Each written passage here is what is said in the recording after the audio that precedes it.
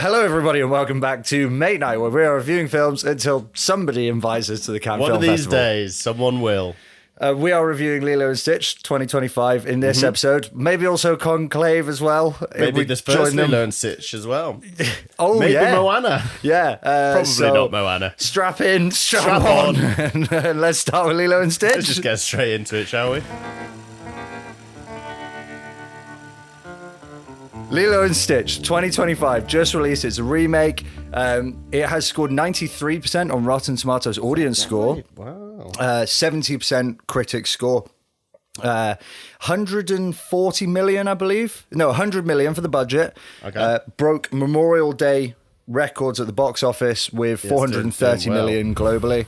Oh. So it's doing pretty well. Pretty It well. makes sense that the critics would probably review it a little lower than the audiences. Generally, that The does audience make sense. really enjoying that. That's an interesting Yeah, one. 90%, that is bananas. But it doesn't answer the real question, which is what does Mate Night think? What does Mate Night think? So that's what you're tuning in What do you for. think? So we're going to rate and review this. We'll finish, no spoilers. No spoilers. We'll finish this with a total final score. Mm-hmm. But to begin with, So I got the reactions. fabled gut reaction score. Yes, the infamous. Living in infamy. Especially when we do kids' films. Beloved kids' films. Well, this can't be beloved because it's came Just out come a week out. ago. I mean, you say that. I mean, it does have a beloved. Yeah, true. predecessor. History, yeah. Okay, well, so who's first? I'm just saying, we shouldn't go into it saying, this isn't beloved. This is not, That's not the attitude to have. Lilo and Stitch who? Lilo and shit. So who's going first, me or you? I was first last time, I think. Okay, right. Well, do you want to count me in? Yeah, I'll count you. All right. Lilo and Stitch, a alien bonanza in Hawaii, rated out of 10 to 1 decimal place by Jambo. Gut reaction, 3, 2, 1. 6.0. 6.1. Oh, okay. You know what? I think that's the closest we've had. Do you remember when we got the same? I think it was it 12 Angry Men? Oh, yeah. What did we give it? 9 8.7 point. or something? Yeah. Maybe. Yeah. Very, Incredible film. very Anyway, high. Lilo and Stitch. So, Yes. 6 is mixed. 6 is mixed.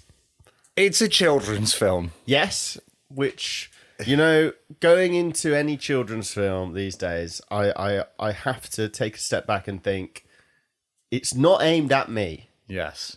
And so, you know, don't be harsh for harshness' sake. Now, one thing I also had to just check myself on, I know it's gut reaction, so maybe we shouldn't be doing this, but also is our system. So I watched Lilo and Stitch 2002 the day before 2025. And for anyone thinking about doing that, maybe if you haven't seen either, I would not recommend it because it's not like a retelling. It pretty much is exactly the same plot. Mm-hmm. So I didn't find that there was as much interest. Like they didn't add that many new elements, whereas some remakes they do actually make it quite different. Yeah, I watched it weirdly enough after. I watched the original after having watched the remake. Okay. For the first time. And I have to say, we're going to do an episode on it, but so I'm a bit reluctant to spoil the review of that. But the 2002 was so much better. I agree. So much I better. didn't know which direction you were going to go with Yeah. because Rachel, much bigger fan of the new one. Yeah, okay. Rachel was in there being like, God, we shouldn't have watched the last one because that was rubbish, but this is great. What I didn't quite understand it. I thought maybe it's just my own sensibility. Well, I have a bit of a theory of why the original is so much better than this one. That sounds interesting. I think that this is really... I was really angry at Deadpool and Wolverine for doing something similar, right? But for me, this film is a textbook commercial film in that it got everything right for making money. So it's got the really marketable main character. It's a story that they know is going to do pretty well. It aligns pretty well with their Disney's current value paradigms, let's say. You know, it all is going to perform You well. open that can of worms. Yeah. But they that iterated into a lot of decisions. But I think that the thing that it seems to have manifested as in this is that they are aiming this film much more intentionally just at kids.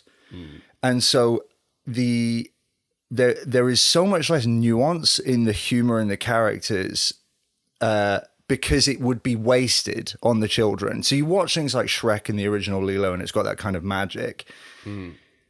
Every couple of minutes, there's something in it for everyone. There's something in it for the adults. There's a joke in it for the adults, or there's some kind of reference in it for everybody. But it's wasted on just the market that they are aiming at. And so I think that Disney have basically said, like, let's spend 100 million on just converting as many children in the planet as possible. And that's the only thing we're going to spend our money on. We're not going to spend any time or energy wasted on nuance for adults or anything like that. It's just not necessary. We just need to make some money in this film. And I want to say, I don't hate them for it. I think that it makes sense that a production company as big as Disney would have to do some low-risk projects to facilitate some high-risk projects. The question is, do they as a production company fail to do anything new and interesting? But this film in particular, to me, was just a commercial, like, we're just going to make a success of this. We're not going to F anything up here. And I think that's why this is just not as good as the original Lilo and Stitch. Well, I think it's a smart investment, right? Because they are betting on the future generations who are going to influence the narrative in 20 years' time. So it makes sense, at that point in time, if AI hasn't taken over, we're going to be in a situation where no one's going to listen to our opinions. Yeah. No one's going to listen to us saying, like, that film, that was the beginning of the end. Disney hasn't been good since 2002. No one cares because it's like just grumpy, miserly old men. Yeah. Talking about Disney of all things. Yeah. So it makes sense. And also there's definitely some bias when you look back over the history of, say, Disney's film output. We will fondly remember the risks that they took where and forgotten to time maybe the 10 or 15 other films over the course of that decade, say, that were just like paint by numbers. Exactly. We know what the audience wants and we're going to make it quite easy viewing for them. Low risk, low return. And the bias will be that we own, we're basically able to encapsulate, say, 50 years in an afternoon or a couple of days. And we remember 20 films which took a risk and succeeded. And so then we go, oh, well, therefore we didn't have cash grabs. Back in the day, that was when it was... so true. Yeah. Interestingly enough, it sort of reminds me of the way that the narrative has changed on the popularity of the Star Wars prequels. Yeah, okay. So the original Star Wars obviously came out to a ridiculous amount of fanfare. The Star Wars A New Hope, as it was later retitled, was adjusted for inflation. It's still, I would say, I think it's still one of the top 5 highest grossing films of all time. Certainly up until when I last checked, it was like the 3rd or something. So it was massive. Like, you can't stress how massive Star Wars was when it came out. And when the prequels came out, originally, like the first year or so after they came out, people were like, was that good? Maybe it was good because there was so much excitement. And then they were quite quickly critically panned. And the fandom also started to pan them and say, that was rubbish. Mm-hmm. And then more recently, when you've got the new, I don't even know what the newer trilogy is called now. You've got the prequels, maybe the sequel trilogy. I think it might be the sequel. I don't know. Yeah. They came out and had a mixed reaction, to say the least. And suddenly, all of the generation of people who grew up with the prequels, me being one of those people, I've watched the prequels and I've watched the originals. And for me, I mean, look, I wouldn't say the prequels are better, but I certainly never got the hate of why the prequels were panned, whereas the original, now, in hindsight, where there's no nostalgia for having been around when they came out, you can kind of see some of the... It's rose-tinted sort of... The issues in it. Yeah, okay. So it's interesting that Disney seems to be on this excursion of making sure that things are pissing off a mighty amount of people. I'm not saying Lilo and Stitch is an example of this, because it's not really. But, you mentioned the paradigms that Disney are working within right now. Value-wise, yeah. So... they could be thinking, you know what, we just need to outlast this hate, and we will, because we're Disney. And they need to, and it makes sense that they will do film. They're a production company. At the end of the day, they need to make money net by the end of the year, which I don't think they're succeeding at, but it makes sense that they would try and that they would release some films, which, like, let's face it, they had a bloody good thing to build off of, and what they actually made was like fine. You know what I mean? It was just fine. There was no real soul in it, but it was like kids will like it. I do agree about that. It didn't feel, for me, watching the first one, I felt like it had a bit more character, more of an to emotional it. Yeah. pull. But I couldn't say exactly why. So I felt perhaps I was just not giving this new one the benefit of the doubt because I'd literally just watched the original. But it's interesting that you felt the same It's way. clinically commercial. That's the thing that kind of bothered me about it. And the thing that I think really let it down is it wasn't desperately trying to be like a good film. It was just making sure that it was going to make money. And so, like, another way that manifested was, like, they didn't want the film to get bad reviews because child acting is just generally trash. And so their solution to that was, like, most of the lines that the children deliver, did you notice this, were delivered off camera.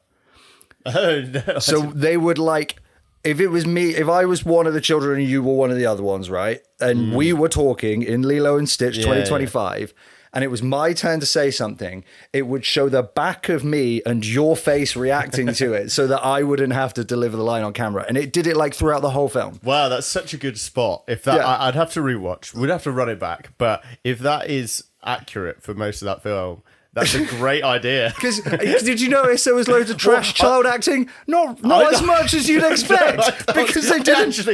Actually, purposely was like, I wasn't that annoyed by how bad. Because they didn't do any acting. That's great. Yeah. So, but apart from Lilo, who I think did a really good job. She was very, very solid, and solid is about as high a compliment as I'll give an actor that young. So yeah, exactly. Fair play to her. Yeah. Stitch is Stitch. I enjoy Stitch more in both films before he starts basically being able to talk. I agree. The talking is weird. He loses his appeal. But the thing is with this, and part of the reason why we went on the tangent about Disney is it's such a film. Like, you don't go out of it. It's hard to have any real strong opinions on it. I didn't feel a positive or negative emotional pull towards it.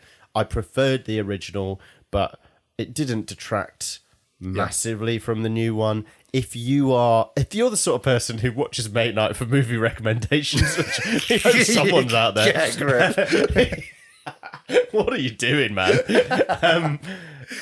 I think I would say if you've got a kid, it's worth watching. You will find it's fine. They'll enjoy it. They'll enjoy it a lot. You'll get a nice nap, probably. Yeah, you might be fine to sleep through. But also, you're not going to come out and think, oh, that was not. It's not like Snow White, where you will 100% not enjoy that film. You won't leave offended because it's just so soulless and like so clinical. Like it's just an easy. This is going to win. We're not going to get anything wrong here commercially. And it was fine. I would say the changes that they did make from the original, I wasn't as keen on character-wise. That was probably one of my biggest gripes. I thought that the characters that they changed were way better in the originals than they were in this. Yeah, they added certain characters like kind of unnecessarily. I don't want to spoil. It's not a massive spoiler, but for the Cobra Bubbles, his character arc's quite different in the new film, and there are supplementary characters added, which are probably a bit unnecessary, but I can see why they do it. Well, the social worker in this woman, she was the original voice of Lilo, apparently. That makes sense. There were a few decisions like that where they were trying to bring back that continuity. I'm sorry on that one for not knowing that, because that makes sense, to be fair. And look, I wasn't offended by it, like the additional But it wasn't as good, I don't think. No, but again, they're always going to do that. I really liked the side character, the love interest boy in the original, and I didn't like him at all in this. That was another, like, almost every character change was worse than the original. It was less funny than the original, and the characters were worse. His mother, though, seems to be, she was in like 50 First Dates. I think she's probably in a few Hawaiian films. I'd Yeah, guess. yeah. But I find her quite funny. I always like seeing her and things. So, yeah, I mean, it's an alright film. It's a kid's film. It's a commercial cash grab kids film. Your kid's going to like it. You're probably not. It's kind of charming in like at moments, but it's fine. Yeah, well, you know what? Rachel really enjoyed this one. Much preferred it to the original. I didn't go in. I didn't really ask her why. Well, I think I did, and she didn't. She's just like, it's just way better. It's just way better. And I was like, all right, cool. One final thing from my point, very quick. I preferred the Minecraft film. Yeah, I think I did too. Yeah. So if you're kind of in that sort of, so for my personal taste, and they're both commercial cash grabs, really. Yeah. But I thought, and the thing with the Minecraft film is it was going so hard into let's be meme worthy that it's almost an insult. Yet I still found that I enjoyed that quite a lot more. Yeah, I do agree. I just don't think that this film, I just don't think that the new Lilo and Stitch was very funny, I think was really the problem. No, it wasn't it didn't even try to be like that funny. And the only humor it really had was aimed at like 5-year-old, like it was that constipated looking guy actor who played the more bashful alien. Yeah. Like that kind of where he pulls a silly face at you and like, yeah, 4-year-old's going to find that funny. That was the only humor it had. Whereas Minecraft, it had more variety, more intensity. I thought Minecraft was Lilo and Stitch original was just funnier. This one I think it was just lacking a lot of like. I'd have liked more Elvis as well because I enjoyed that I enjoyed the Elvis subplot. They didn't really go into that. We've overrun, so should we zip through the Main Night Machine? See what it tells us is the score? Let's do a hula hoop. Yep. It's hula away. Ohana means family. And we'll come back. And maybe it'll be a bit less of a dramatic entrance back from the Main Night Machine because we'll be relaxed, we'll be sun, a few cocktails. Unless there was some sort of alien chase, which you never know in the machine. You don't know what happened in the crazy shit like that happened in the machine. We'll be right back. Hey. Hey there. Okay, so you get started whilst I pull up the Main Night Machine dials. All right. Here's my thought, listeners. 5 or 6. Mix at the best, I'd say. Probably a bogey. But to be honest, the plot's fairly basic for the original Lilo and Stitch. Sorry, when I say basic, it's like a run-of-the-mill Disney plot. It's about a value, in this case, family, and no one being left behind, and belonging. Yeah, until they actually do. This is spoilers, by the way. Until she actually does leave them behind at the end. Remember that? When it's like all about no one gets left behind, and then the film concludes with her leaving. To go study. Yeah. So in this one, the study, no one gets left behind. But I'm going to leave you behind. But she's got the portal gun, so it's all good. And she got a dog alien thing. Yeah. 6. Yeah. Or is it 5 because like it had Lilo and Stitch original, which was pretty good, and it made a worse version. Somehow it made it worse rather than better. 5 bogey. All right. Character. I would say this actually really let it down for me, but I didn't rate the characters outside of Lilo and Stitch. Any 4? of them. Yeah, 4. We're gonna whistle through today if anyone is dialogue. Any game-changing lines? Anything that left you thinking? It wasn't as you say. It wasn't very funny. I mean, there's the classics. If we're giving it the benefit of both films, then like that Ohana means family is interesting. I disagree. I think it's oversimplistic and generic and a bit stupid. Crap. Yeah. I'm talking about the original Lilo and Stitch. Ohana means family, does it? Yeah, well, I've got to leave, so tough luck. 4 or 3. Not in English. 3. Did you say 3 for dialogue? Yeah. All right, yeah, good. Go on. Right, performance. Okay. Yeah, good performances. Do you know the guy who did the new Stitch lines was Chris, what's his face, who directed the original? No, I don't know who directed the original, actually. Chris something. This is Chris. His name's Chris. Christopherson. It's probably not Chris. Yeah.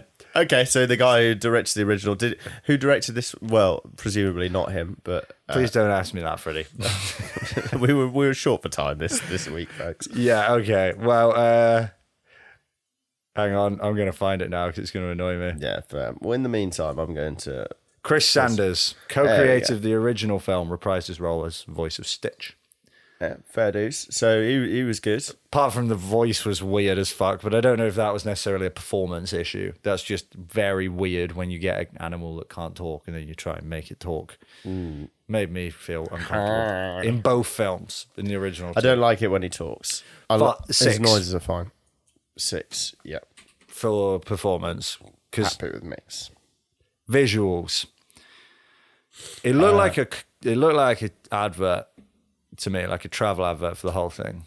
Yeah, to be fair, anytime I see Hawaiian films, though, it does make me think I should go to Hawaii. Yeah, we watched. That's different. Not even Hawaii, different Pacific island. I was going to say we watched Moana. I was like, it's a made-up island in the Pacific. Maybe we want to go to Hawaii. Fair enough. Okay, I think though it's still. Some elements will look good. I think it's 7. The scene where she carries Stitch through the water, I quite liked. It was quite a good visual dynamic. I agree. And Stitch himself, they did a good job of Stitch. Stitch. Could have looked bad, and it didn't. Is it? It's not an 8, is it? No, it's a 7. It's a 7. It's smooth. It's not great. It's smooth. Sound. Bruno Mars produced it. You know what? I reckon it'll get a good score here, and. I liked the. I love the Elvis soundtrack from the original. Really makes me want to listen to loads of Elvis films. In this version, I really liked their version. I really liked the cover of "Burning Love" at the end. That was a nice one. It's good. It's interesting hearing it with a female voice. I think it worked. It worked really well. It did work well. Bruno Mars produced. I reckon the guy doesn't miss. Star points for that. He is good. I'm going to give you a really naff half stat, but it was something like 50% of the singles that Bruno Mars has released has gone like number 1 for 6 weeks or something. Like almost everything he releases just does like perfectly well. And it's so cool when he came back, Silk Sonic, just being like, fuck it, we'll do kind of a funk fusion album. Me and Anson Pack, and it'll be mint. All right, I reckon great minimum. Impact. Memorial Day breaking records. I think it will probably end up being one of the biggest films of the year. So automatically, we're looking at. All right, I'm going to argue for 8 because even if it ends up being the biggest film of the year, as a direct remake, that's not even. I mean, it's 20 years after the original, so it's not the most egregious one. We'll see. Like the Harry Potter one. Mm-hmm. The fact that they're doing a Harry Potter remake 10 years, 12 years or whatever it is after the last one seems a bit insane. But still, it is just, I don't think it can be that impactful if it's not breaking any new ground at all. Agreed. I think it's going to do well commercially. It has done well commercially. Very well. I think we've got to respect that. We've got to respect that and give it. I don't think that this is going to change cinema forever. No. So I think in terms of impact... Might be an understatement. I think in terms of impact, massive commercial success, complete cinematic, wet fart. Yeah, all right. 7 or 8. I think 8. We'll give it 8 because I think it will end up being really, really good. And we've given it a 3 for dialogue, which is maybe a bit harsh. Do you want to make your way back into the room whenever you're ready? Oh no way, oh way. Stitch. I want a hunk of burning love. What is a hunk of burning love, Elvis? I don't think we want to know. Ooh. I don't know, but it doesn't sound very pleasant. Okay, well, we're back from the main art machine. It's told us what the score is. Yes, it's told me what the score is. Washed us in on an ocean of love and good vibes. I bring the message. So out of 10 to 2 decimal places. Mm-hmm. Lilo Stitch 2025 remake, 5.90. Okay. It was 6's mix, and it's slightly below that because it had such good material to start off with, and it was just it was fine. It was fine. Completely fine. It was just fine. We watched it. It's annoyingly fine. It was just so okay. Off-puttingly fine. So yeah, you know what? Show your kids. Yeah. Show your kids. Leave them there. I don't want to be a part of that next generation. Well, if you enjoyed this, don't forget to like and subscribe and tune in for more on your favourite podcast platform. Yeah. We're Mate Night. We have a name. And Ohana means family. And we're going to leave you behind. Goodbye. Okay, cool.